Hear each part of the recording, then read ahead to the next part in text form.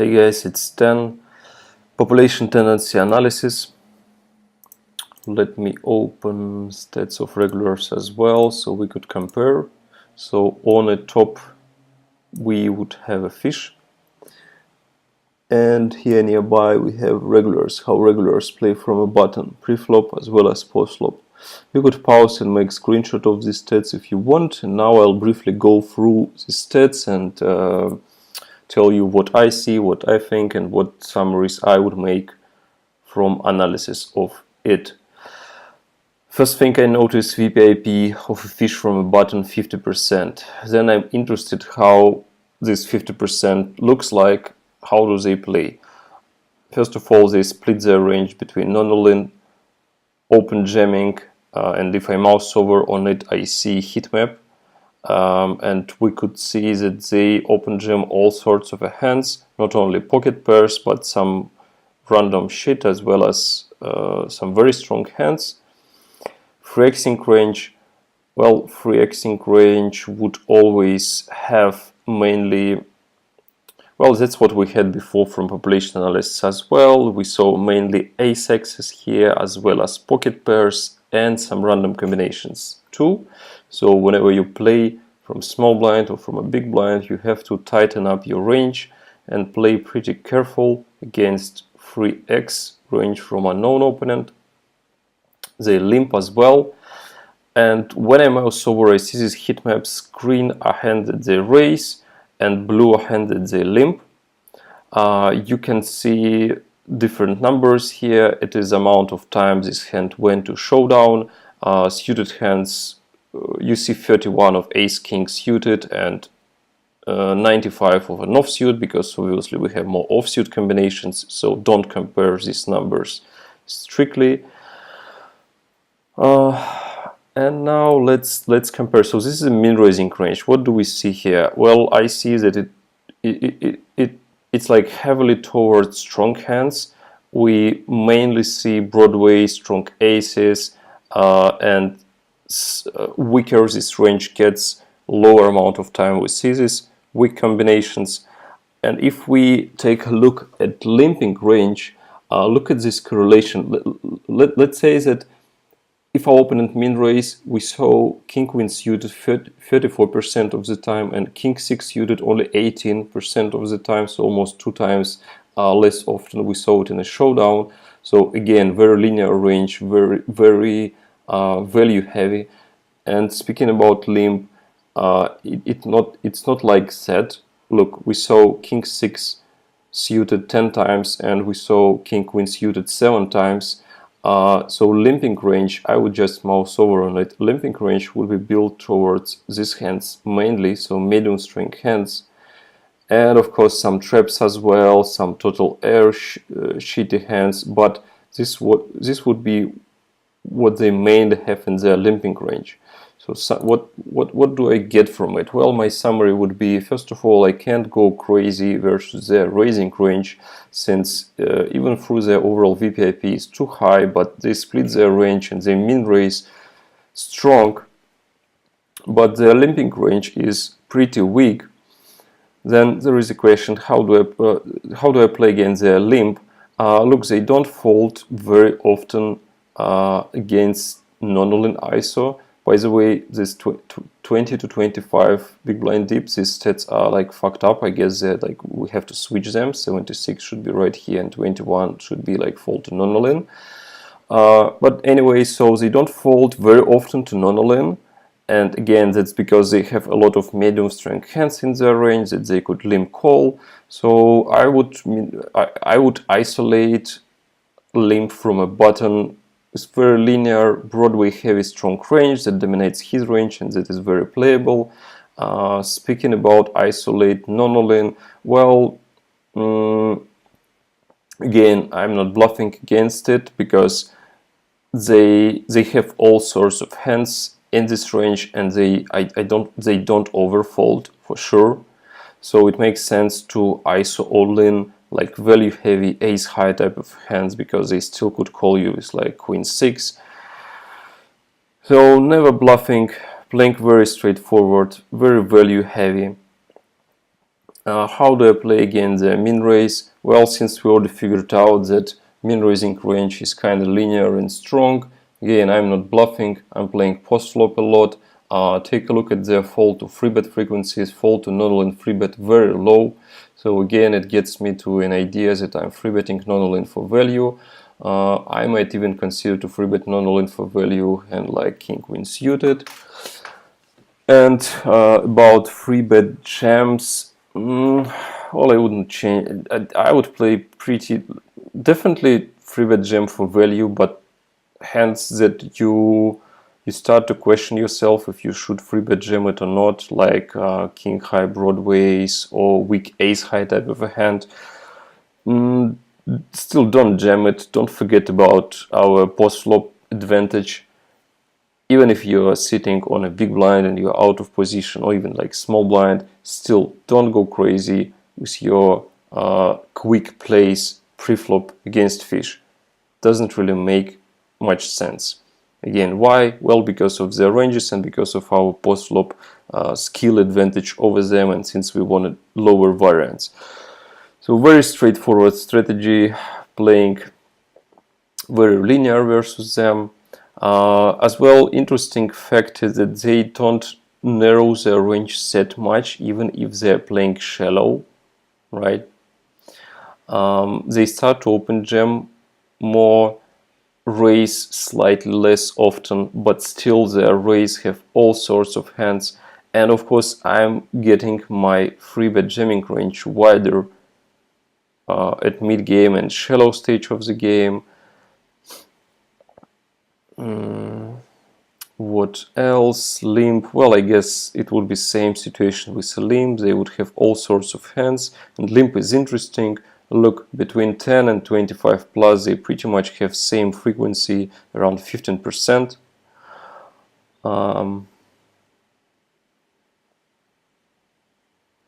And if you quickly compare it to how regulars play, first we see tighter VPIP.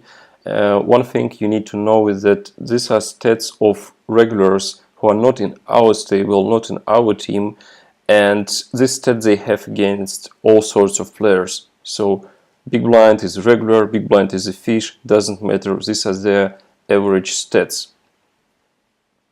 VPIP is definitely tighter, almost no limp. I actually expected to have higher limp frequency, at least here at 14 big blinds deep. They have like at most 2% limp frequency. But again, since it is taken from a pool of regulars, maybe some regulars play more limp heavy strategy, some less. As well, take a look at this gap between 14 big blinds deep plus and 12, 14. Look, they start to jam 10% more. Yeah, well, regulars are interesting. They have these like patterns. If I am above 20 big blinds deep, I'm playing one strategy. If I'm below, I'm playing that strategy. Yeah, and even here we see it like below 14, boom, 10% more jams. Snap. Let's take a look at the post-flop stats a bit. So first thing I see, fishes, they kind of free barrel pretty often. They don't really over c-bet on a flop, but the like two barreling, free barreling strategy frequencies are even like higher than regulars have. Compared to regulars, c-bet on a flop slightly more often, 69% of the time, but 10% less often on a turn, 48. Delay c-bet 44 from a fish.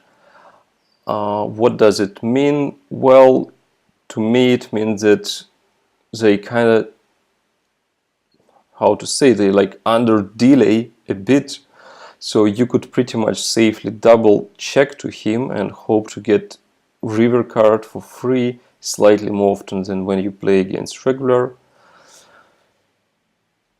Another thing is that when they check back on a flop, they fold to your prop bet 40% of the time, which is not set that high.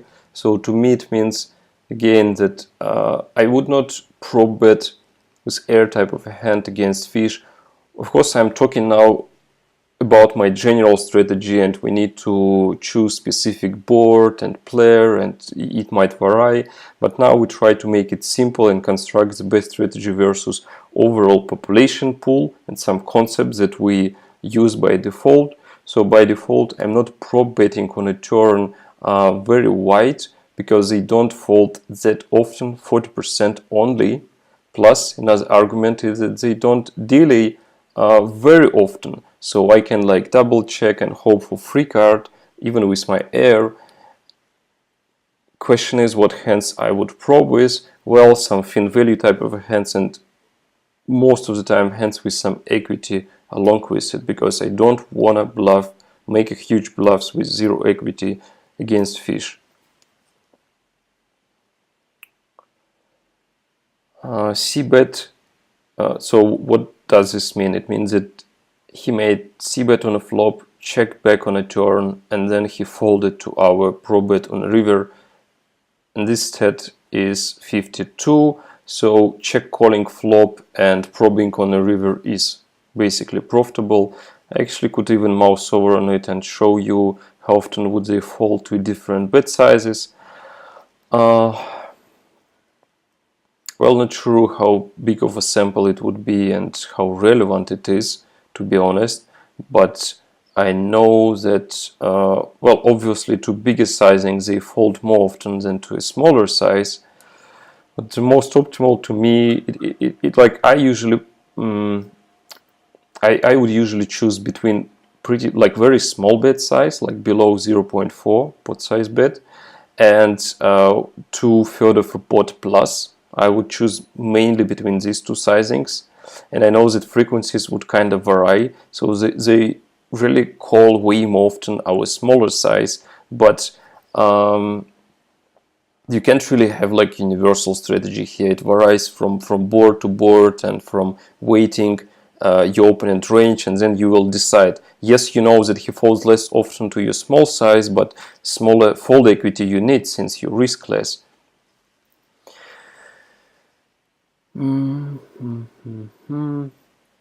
By the way, this fold to prop bet on a river frequency for regulars is higher, and it's one of weak parts in a regulars game, and it was always like that. But keep in mind that these are like average stats, like I said before. These are stats how regulars play versus other regs and versus fishes as well. So me personally, for example, I would have too high fold to prop bet on a river stat here too when I play against fish, because it's the most it's just the most profitable strategy, and they never exploit me. But when I play against other regulars, I need to make sure that I'm getting lower this fold to river prop bet frequency. Otherwise regulars can just check call on the flop and prop river all day long, and yeah, I would give them so many easy chips to earn.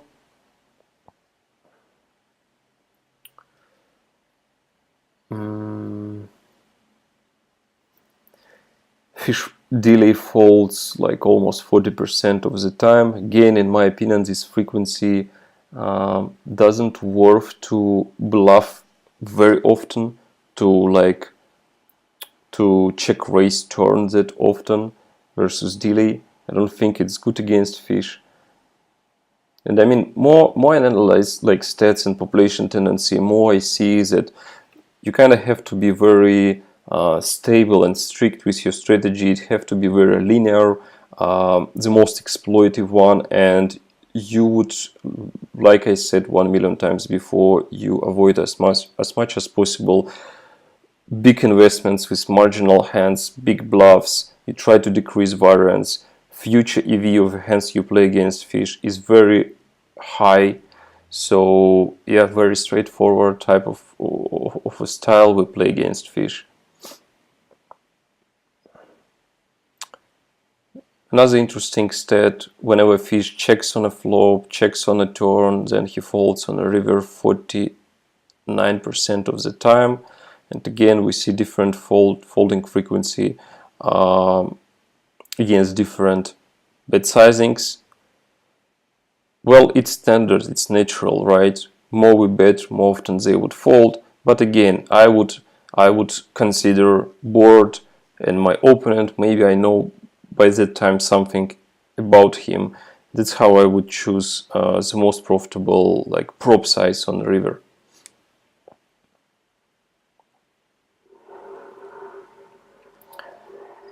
This stat is c-bet frequency on a flop freeway.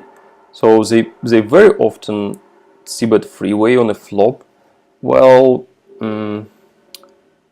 well, to me it's just something to keep in mind, since I know that regulars would c-bet freeway less often, and I think they make it with stronger range overall. By the way, right here I could see like range, and here overall range and its strength. On the left we have weak hands, high cards, and like air, and when we go to the right we have stronger and stronger hand like draw, low pair, third pair, top pair, weak kicker, top pair, strong kicker, plus.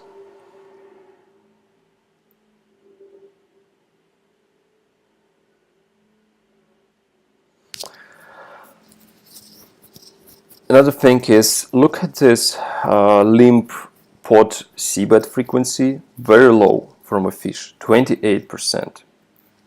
This is something important, since they limp 16% of the time, pretty much like 1/3 of the time you play against fish limping, against his limp range. And to me it means that when I'm on a small blind or on a big blind, I don't want to check my value hand, because I can't expect to have c-bet from step from a fish from my opponent very often in order to check raise him for value. So in a limp pot I really have to play very straightforward. I have to donk my value hands, but same time I don't need to bluff with my donk that often. I could check my draws. I could expect to have turn card for free very often, as well as I guess it gives me information about my opponent hand strength. So in a limp pot, like short summary, in a limp pot, if you have something, don't check in order to try to check raise, better go for a donk.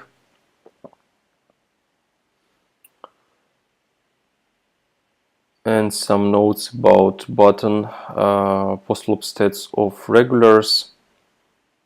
Well, they delay c-bet more often, they just play more aggressive overall on certain spots, like they c-bet on a flop more often, they c-bet on a turn, they delay c-bet on a turn more often. Well, c-bet on a flop, they c-bet on a flop higher, because again, it might be not that relevant regular against regular, because I think regular against regular would c-bet on a flop less often. High c-bet on a flop makes sense when we play against population, because they they overfold. So and it's just easy and it's quick, and you don't need to balance. But regular against regular, I expect to see lower c-bet. Pretty much this stats of a fish I like. I like how fishes play. I think reg versus reg should have something similar. Maybe lower turn c-bet. Delay c-bet fold slightly more often.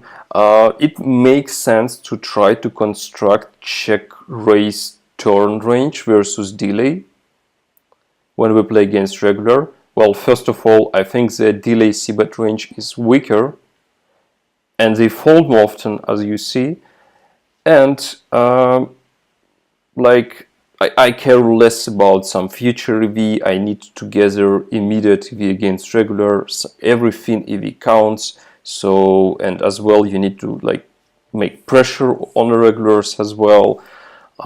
That's why I would, yeah, definitely consider this move versus reg. C-bet, check back turn, fold to pro bet on the river 60%. Well, already talked about that. Yeah, try to exploit this stat, but at the same time keep in mind that good regulars would try to balance it out. They would try to decrease their flop c-bet. They would same time c-bet on a flop like third pairs, pretty weak showdown value type of a hands to like deny your equity to make you to fold your overcards to the low pair, let's say. Then they just check it back on a turn, and then on the river they call with it. So this way they make the fold to prop bet on a river stat lower.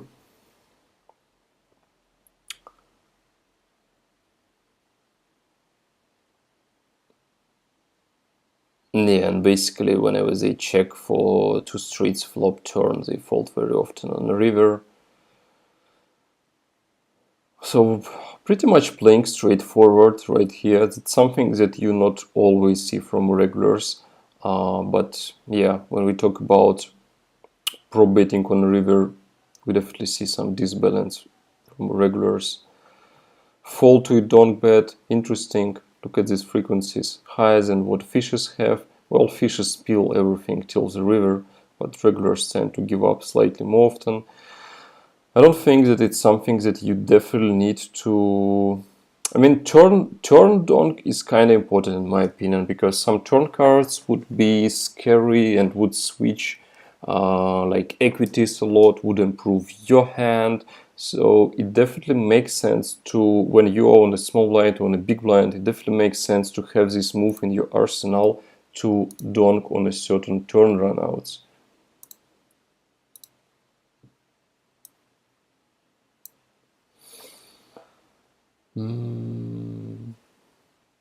Yep.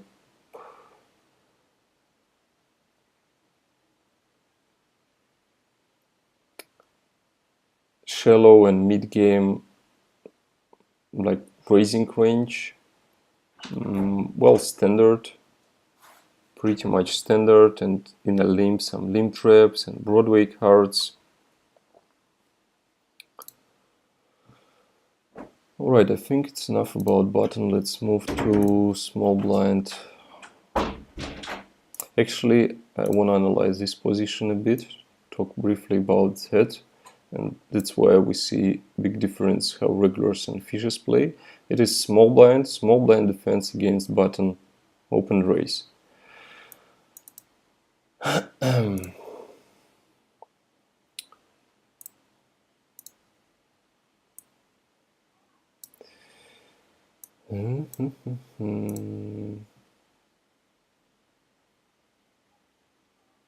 Come on, don't disappear.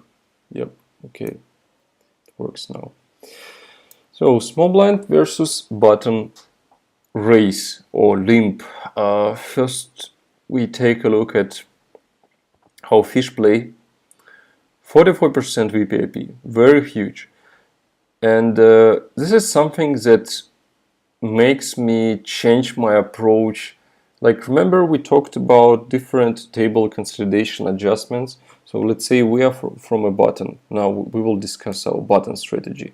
Fish is on the left, regulars on the right.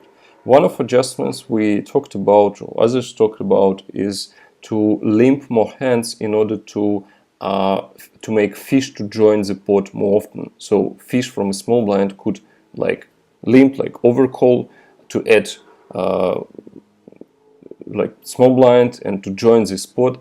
But I see that they play a lot of hands anyway. They have 44% VPIP, they cold call 30% compared to how regulars play with cold calling only 80%. So in my opinion, it doesn't worth to widen your button open limping range. I think you have to still continue to min raise for value, because don't forget you still play versus big blind versus like this regular in this case. And it's always better to raise for value Broadway cards. And I would only, well, adjust when I get maybe more information, well, I developed some reads and I have some like other arguments, but I wouldn't play, I wouldn't limp more from a button by default on this table consolidation. Again, fish on the left, regular on the right. I might add some hands. I might open limp some hands like 8-8, 7-9, 9-8, like this type of hands that I don't really want to build a bigger pot, but still interested to play post flop and play this hand. I might consider to limp it. So I would pretty much limp yeah, hands that I can't raise for value in this case. But again, it's not needed by default. I feel like pretty much you could play min raise only strategy and it would be very profitable. Some fin adjustments you might want to do them, might don't want to. It's not a big deal in my opinion. Anyway, so cold calling 30%, all sorts of hands, sometimes trash, of course heavily towards Broadway and stuff, but all crappy hands we could see there. Free betting, not that much. Again, very straightforward, a lot towards value, a lot towards ace high type of hands. Free bet jam, same situation, pocket pairs, aces, but sometimes some random shit. But still, I would play pretty straightforward against them. I would not widen up my, let's say, button min raise calling range. Isolate, not very often, but I don't really care since I'm not playing to limp very often.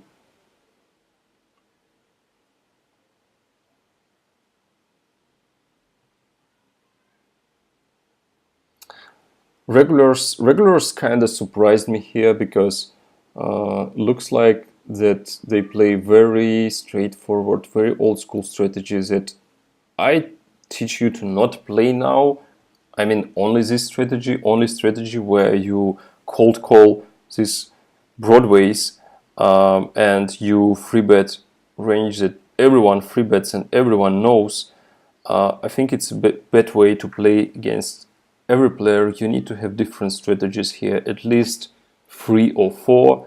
So one of a strategy you play from a small blind is kind of this one, where you cold call broadways. And best table consolidation for this strategy, in my opinion, is like 2 fishes. I don't need to balance anything. So what I do is I just free bet jam for value and I free bet jam hands that are not that playable, but I cold call weak aces, I cold call broadways, I cold call hands that I don't mind to play freeway versus 2 fishes. But whenever I'm playing on, let's say, fish on the right, regular on the left table, I think this strategy is not sustainable at all. I think it sucks because when I call, first of all, like regular, and you guys might now understand how, like, you pretty much you see how other regs play, so you could easily understand their like cold calling range, right? You know their range. Another thing is that, in my opinion, I have to free bet non-all-in wide because I want to isolate fish. So fish is on the button. I want to play heads up more often with him.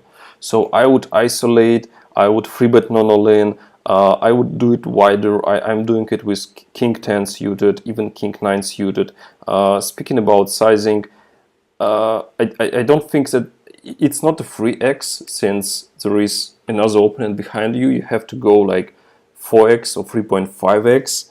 But same time it depends. If it's like stupid regular on a button and let's say fish limped like 20 chips, fish invested, but I think like optimal sizing is like 70 chips to ISO with, but sometimes you could go like 60 even, because like regular doesn't give a shit. He's playing same range, he's too tight, and yeah, I don't know, maybe he's playing 1 million tables or it's just low limits. So you could save some chips and go for 60 chips ISO with your not that strong of a hands. But with a strong hands I would for sure go like 70, 80.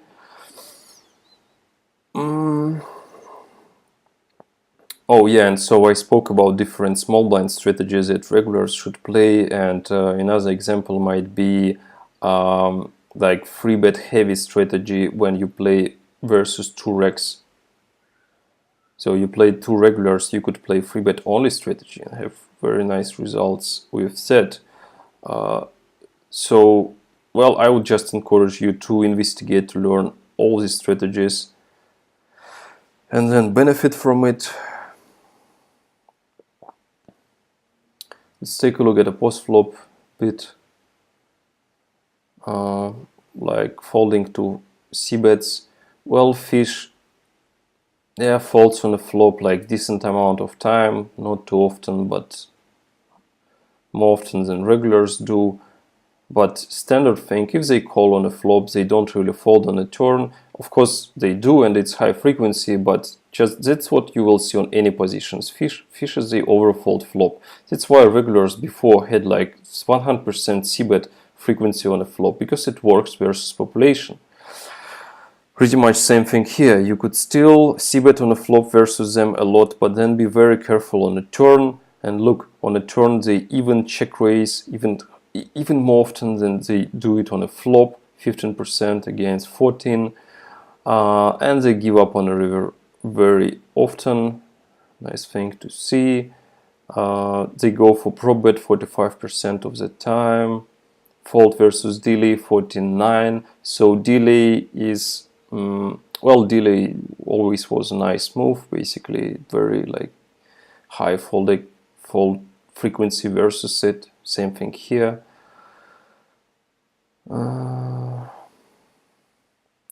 Huge prop bet frequency on the river. Look, he check calls, flop, check action is on a turn, and then they bet on the river.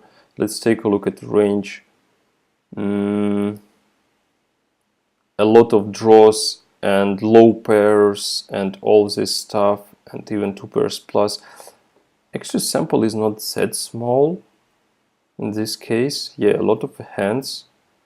But I would say, yeah, what I see here, actually we could as well take a look at the sizing distribution.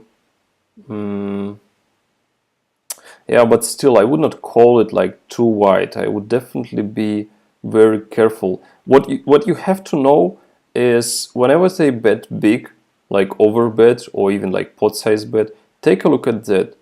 It's 2 pair plus very often, like 55% of the time or 50% of the time, right?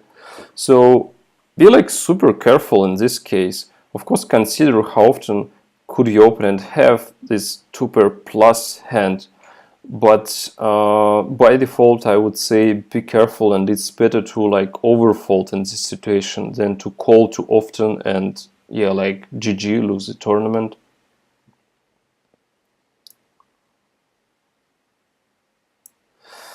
Another thing I wanted to talk about is this. Look, regulars donk 4% on a flop, small blind versus button, and fishes do 23. I actually like how fishes play in this position with these stats than what regulars do. Again, made video on it. You must have donk frequency on a flop right here. I explained it there on a video. It is because of your like equity advantage on a certain boards as well, since if you always check to your opponent, button could basically play optimal, bet polar range, check medium strength range. So we need to have a donk range with our value hands as well. We could balance it out with some of our bluffs, draws. You could exploit the situation, you could vary bet sizings. Regulars didn't learn that well how to play versus donks there, so very nice potential. Definitely must have this in your arsenal. Pretty much learn from fishes here, donk more. Well,